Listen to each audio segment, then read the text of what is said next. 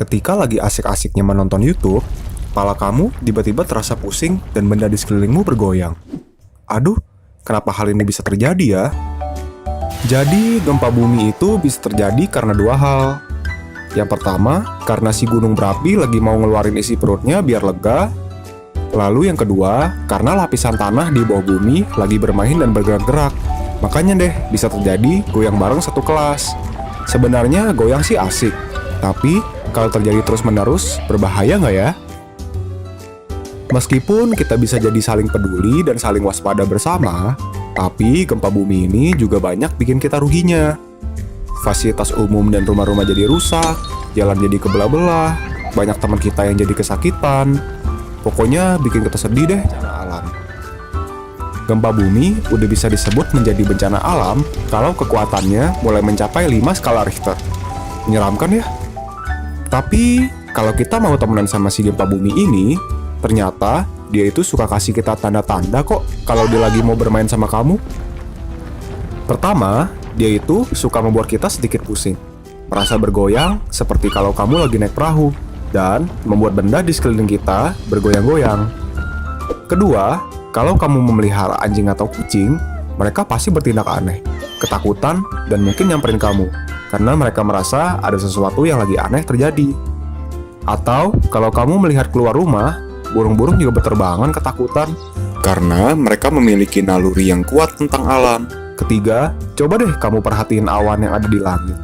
Kalau aja ada awan yang bentuknya seperti ini, lurus berdiri seperti ini, maka kamu harus waspada kalau bisa saja gempa bumi sedang menghampirimu. Oke, kamu nggak perlu panik ya kalau sudah tahu ternyata gempa bumi lagi menghampirimu. Agar kamu tetap aman dan selamat dari goyangan si gempa bumi ini, ada beberapa hal yang harus selalu kamu pahami, ingat, dan lakukan ya. Pertama, agar kamu nggak kena benda-benda yang lagi berjatuhan, segera cari meja dan pastikan kamu berlindung di bawahnya. Atau, kalau kamu lagi di kamar, segera ambil bantal dan tutup kepalamu agar tetap aman. Kedua, kamu harus menjauhi benda-benda yang mudah pecah seperti jendela, kaca, gelas, agar kamu tidak terluka karena pecahannya. Bersama ayah ibumu, tetap berlindung di dalam rumah sampai goyangan gempa bumi berhenti. Setelah itu, keluar rumah dan cari tempat yang luas dan jauhi gedung, pohon, sampai lampu jalan. Kalau kamu nggak bisa keluar rumah dan terjebak, pakailah masker biar kamu tidak menghirup debu. Dan buat bumi yang keras agar orang lain di luar bisa datang menyelamatkanmu. Dan yang paling penting, jangan panik ya kalau bumi lagi bergoyang-goyang. Kalian juga harus mengikuti panduan petugas penyelamat ya biar kamu tetap aman dan selamat. Sebenarnya kalau bumi lagi bergoyang-goyang dan gempa bumi menghampirimu, kamu nggak perlu panik dan takut kok. Dengan mengetahui, memahami, dan berkenalan dengan gempa bumi, dan juga mengikuti hal-hal yang telah disampaikan tadi, kamu akan aman dan selamat dari goyangan bumi. Selanjutnya ada bencana alam tsunami. Kata tsunami ini berasal dari bahasa Jepang loh, yang berarti subpelabuhan dan namanya gelombang. Sehingga secara umum artinya tsunami ini gelombang yang sangat besar dan tinggi terjadi di pelabuhan maupun di pantai. Nah, kenapa sih tsunami ini bisa terjadi? Tsunami ini bisa terjadi karena adanya gelombang laut yang disebabkan oleh gempa bumi, kemudian diikuti dislokasi, pergeseran atau perpindahan massa tanah atau batuan yang sangat besar di dasar laut, letusan gunung api di bawah laut, longsor di dasar laut, ataupun hantaman meteor yang jatuh ke permukaan air laut. Sekarang yuk kita kenali tanda-tanda terjadinya tsunami di Indonesia. Umumnya di Indonesia ini, tsunami diawali oleh gempa bumi yang besar dan air laut yang surut. Kemudian, terdapat selang waktu antara waktu gempa bumi dan waktu tsunami tiba. Biasanya di Indonesia ini, selang waktu yang terjadi dari gempa bumi dan tsunami adalah 40 menit. Biasanya, gelombang laut yang datang ini bersifat mendadak dan berulang, serta membawa energi yang sangat kuat dan besar. Kekuatan gempa laut penyebab tsunami ini biasanya juga lebih besar dari 6,8 skala Richter, terjadi di kedalaman 70 km di dasar laut, serta patahan gempanya bersifat naik turun. Sekarang, yuk kita cari tahu apa aja sih upaya pengurangan resiko bencana tsunami. Yang pertama, kita membangun sistem peringatan dini tsunami yang berhubung ke satelit dan biasanya dapat berupa bunyi alarm.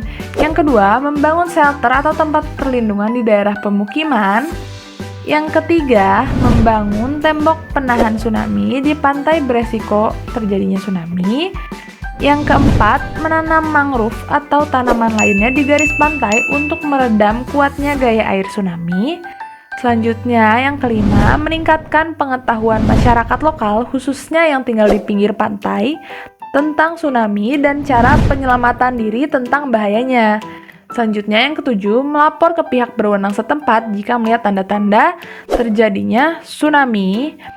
Yang ketujuh, selanjutnya, segera naik ke tempat tinggi jika ada tanda-tanda tsunami dan beritahu yang lain, ajak ke tempat tinggi yang aman atau shelter perlindungan.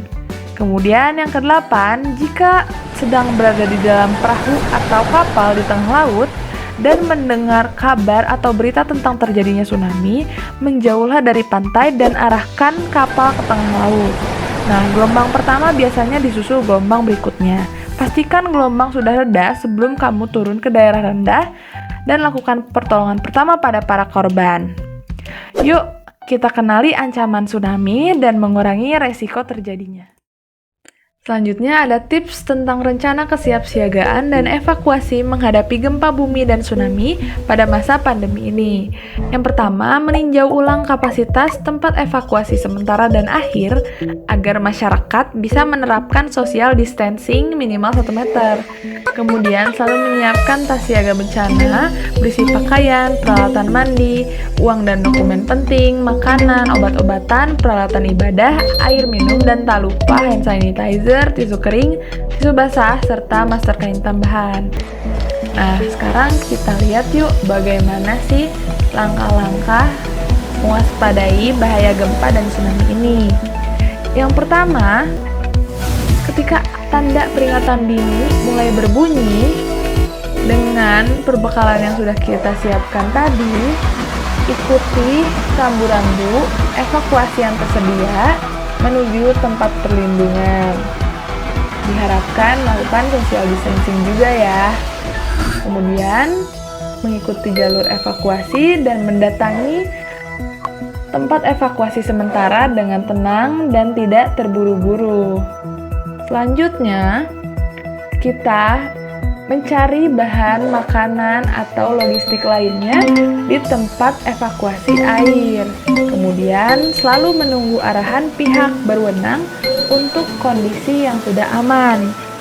Nah, setelah itu, pastikan juga tempat evakuasi air ini menjalani protokol kesehatan dengan memakai masker, cuci tangan, dan menjaga jarak. Kemudian pastikan juga ada penyediaan sarana prasarana protokol kesehatan bagi pekerja sosial atau relawannya, minimal masker, P3K, termometer, disinfektan, dan APD. Nah, untuk pasien COVID-19 akan dirujuk ke tempat yang lebih aman agar kita tetap selalu menjaga kesehatan.